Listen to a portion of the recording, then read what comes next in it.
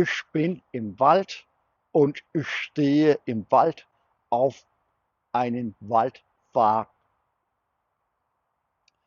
Das hier ist der Waldpfad.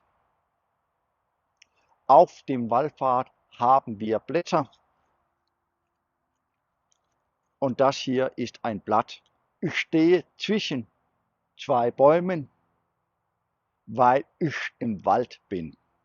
Im Hintergrund können wir auch Bäume sehen.